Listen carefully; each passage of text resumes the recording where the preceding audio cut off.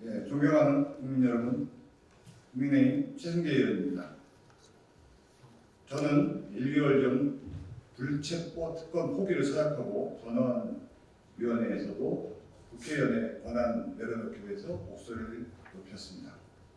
또한 국회 원관을 통해서 불체포 특권을 비롯한 국회 특권, 이 사회에 만연한 여러 가지 불합리한 점에 대해서 이야기를 한 바 있습니다. 지금 선거제도 개혁과 그다음에 개편 관련된 이야기들이 많이 나눠지고 있습니다. 그렇지만 국민의 공감대를 얻지 못하고 눈높이에 맞추지 못하는 국회는 국민을 대변하기 상당히 어려울 거라고 생각을 합니다.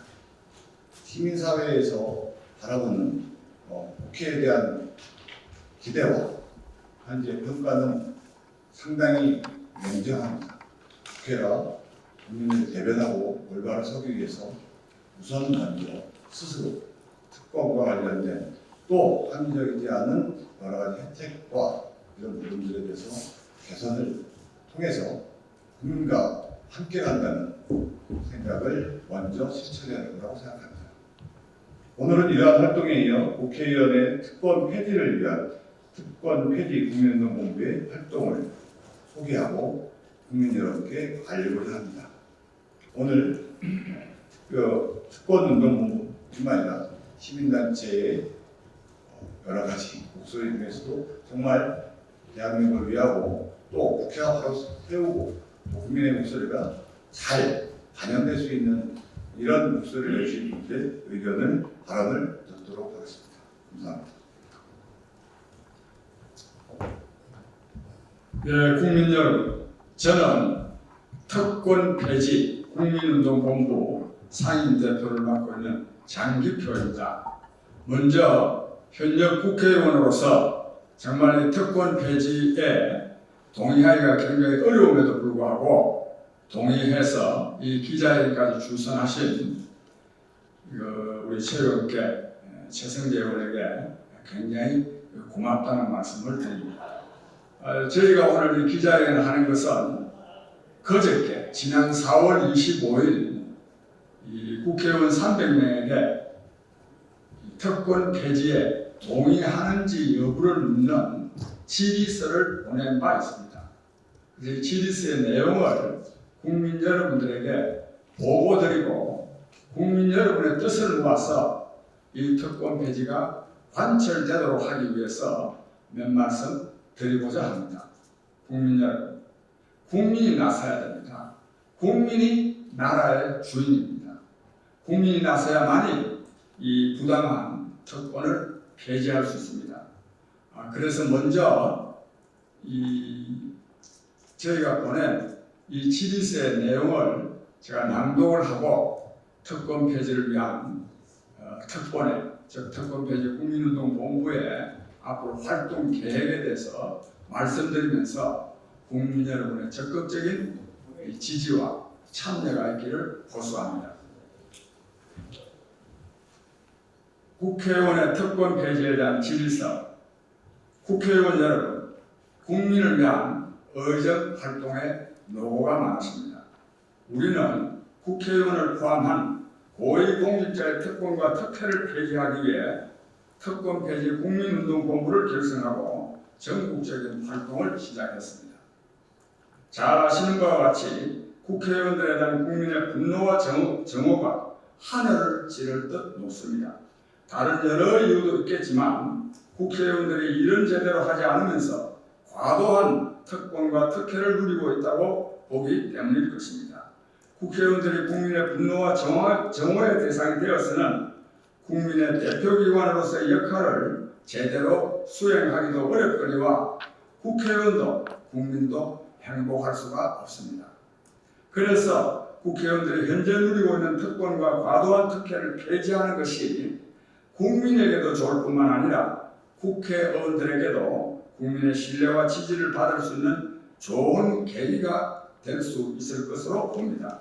이에 국회의원의 많은 특권과 특혜 가운데 중요한 몇 가지에 대해서 국회의원 여러분의 견해를 다 확인하고자 하오니 답변해 주시길 요청합니다. 첫째, 국회의원의 연봉이 1억 5,500만 월급으로 따지면 1,280만 원입니다. 연봉이 1억 5,500만 원인데 이것을 도시 근로자 평균임금 2024년도로 기준하면 약 400만 원입니다. 그렇게 하고 의정활동에 필요한 경비는 국회 사무처에 신청해서 사용해야 한다고 보는데 그 이유는 이렇습니다. 우선 한국 국회의원의 연봉은 주요 국가 가운데 미국, 일본 다음으로 가장 높습니다. 미국은 2억 2천만 원이고 일본은 1억 7천만 원인데 미국은 국민소득이 우리나라 3만 5천 달러의 2배가 넘는 7만 5천 달러이고 일본의 경우에는 국민소득이 4만 5천 달러일 때 책정된 것입니다. 그래서 실제로 이 한국 국회의원의 이 연봉은 전 세계에서 가장 높다고 할 수 있습니다. 그리고 국민력 지수로 따지면 더욱더 한국이 가장 높습니다. 국회의원의 평균 재산이 34억 원이고 작년에 불어난 재산이 1억 4천만 원이라고 하니 이런 점에서도 연봉 1억 5,500만 원은 너무 많습니다. 무엇보다 도시 근로자 평균 임금이 400만 원이고 400만 원 이하의 임금을 받거나 소득이 전혀 없는 사람들도 대단히 많은 터라 이런 사람들의 형편을 헤아려 볼 때 국민의 대표 봉사자로서의 국회의원의 연봉은 도시 근로자 평균 임금으로 하는 것이 합당하다는 게 우리의 판단입니다. 그래서 국회의원의 월급을 도시 근로자 평균 임금 2024년도 기준으로는 400만 원으로 해야 한다고 보는데 이에 동의하시는지요? 이게 첫 번째 질문입니다. 두 번째, 의원실 지원 경비라는 이름 명목으로 정책개발비, 수당 등 다양한 이름의 의정활동 지원비가 1년에 1억 200만 원인데 이를 모두 폐지하고 입법활동 기타 의정활동에 필요한 경비는 그런 활동을 하게 될 때 국회 사무처에 신청해서 사용하는 것이 합당하다고 보는데 이에 동의하십니까? 그럼 세 번째, 보좌진이 7명인데 인턴 2명을 포함하면 9명을 채용할 수도 있습니다. 이를 3명으로 줄여야 한다고 봅니다. 왜냐하면 이들이 의정활동을 보장하기보다 개인적인 비서 역할을 하는 경우가 더 많기 때문입니다. 심지어 보좌진 가운데 상당수는 사실상 지역구에서 국회의원의 재선을 위한 활동을 하고 있고 이것은 불법 선거운동이기 때문이기도 합니다. 특히 선거기간에는 보좌진의 거의 전부가 선거 사무원으로 등록도 하지 않은 채 선거운동을 하는데 이것은 명백한 불법 선거운동입니다. 보좌진도 공무원이어서 선거운동을 해서는 안 되기 때문입니다. 월급은 국가에서 받고 해당 국회의원을 위해 선거운동을 하는 것은 말이 안 됩니다. 그리고 의정활동에 필요한 사항은 국회 입법조사처나 국회 예산정책처의 도움을 받을 수 있기 때문에 보좌진을 3명으로 줄이는 것이 옳다고 보는데 이에 동의하십니까? 그 다음에 네 번째 질문입니다.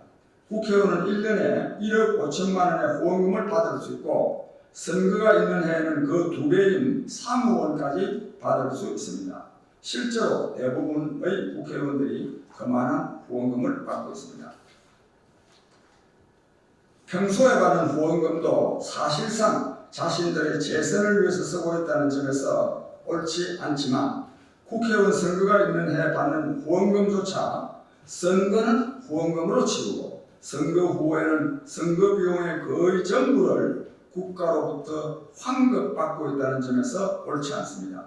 환급받는 돈은 원칙적으로 정당의 시도당으로 기속되어야 하나 그렇게 하는 국회의원은 거의 없습니다. 선거가 있는 해, 그 가운데 대통령 선거가 있거나 지방선거가 있는 해 추가로 더 받을 수 있는 1억 5천만 원의 후원금은 더 큰 문제가 있습니다. 그 후원금을 받아서 어디에 쓰라는 것입니까? 대통령 선거를 위해서 쓰거나 지방선거를 위해서 쓰면 그것은 선거법 위반이 됩니다. 그러므로 선거가 있는 해, 곧 대통령 선거나 지방 선거가 있는 해 추가로 1억 5천만 원의 후원금을 더 모금하게 하여 대통령 선거나 지방 선거에 서게 할 여지를 만들면 안 된다고 봅니다. 그런 후원금을 선거가 있는 해에 모금하게 하면 불법 소지만 만들게 됩니다. 그래서 국회의원 선거가 있는 해에만 후원금을 1억 5천만 원까지 받을 수 있게 하고 그 밖의 후원금은 받을 수 없게 하며 선거 비용 환급은 없애야 한다고 보는데 이에 동의하십니까? 하는 게 네 번째 문제입니다. 다섯 번째로 국회의원에게 헌법상 부여된 불체포 특권과 면책 특권은 오늘날에 와서는 시대착오적인 규정일 뿐이므로 폐지해야 된다고 봅니다. 그러나 개헌을 하지 않고는 폐지할 수 없습니다. 그래서 국회의 결의로 이들 특권을 폐지해서 행사하지 않아야 한다고 보는데 이에 동의하십니까? 이런 다섯 가지 중요한 사항에 대해서 질의를 하고 그리고 위 질문에 대해 동공한 별지 즉 4월 30일까지